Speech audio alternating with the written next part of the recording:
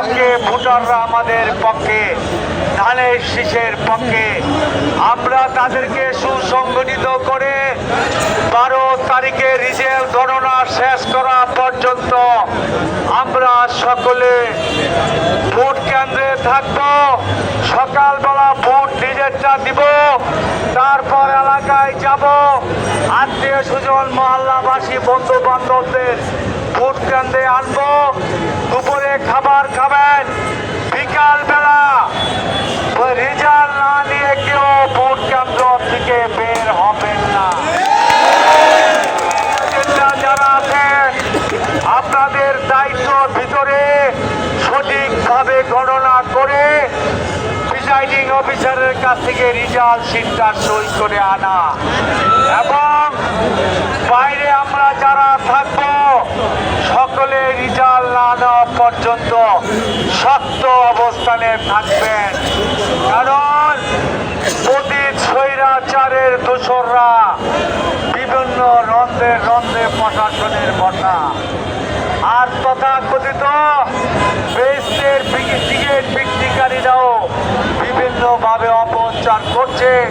তাদেরও কিছু লোক ওই যে গুপ্তভাবে প্রশাসনে ঢুকেছে, এরা আওয়ামী লীগ আরো ভয়ঙ্কর। যারা মুনাফিক, যারা নিজের আদর্শ গোপন করে মিথ্যাচার করে, তাদের পক্ষে যেমন ইসলাম নিরাপদ নয়, সরকারি দায়িত্ব নিরাপদ নয়। সুতরাং এই তথাকথিত স্বৈরাচারের দূষণ এবং জামাতের নামে গুপ্ত প্রশাসনের লোক, তাদের সম্পর্কে সাবধান থাকতে হবে, সতর্ক থাকতে হবে।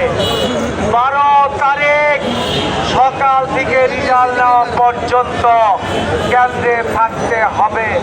শান্তিপূর্ণভাবে কোনো অবস্থায় কারো উস্কানিতে পা দিবেন না।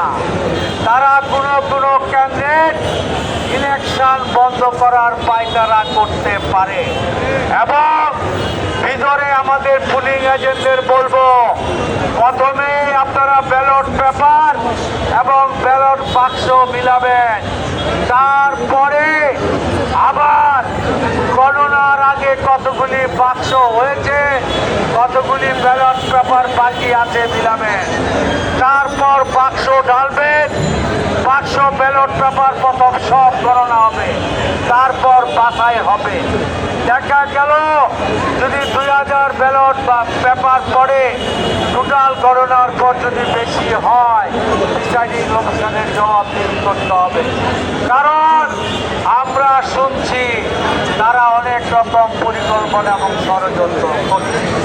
তারা ভুয়া ব্যালট পেপার বানিয়ে পকেটে করে নিয়ে একটার সাথে দুইটা দিয়ে দিতে পারে। সেই কারণে এই গণনার সিস্টেমে যেতে হবে।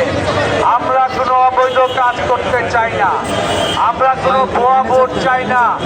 আমরা চাই ঢাকা 11 আসনের প্রত্যেকটা ভোটার যাতে সঠিকভাবে এবং খেয়াল রাখবেন স্বল্প সময়ের ভিতরে যাতে ভোট দিতে পারে।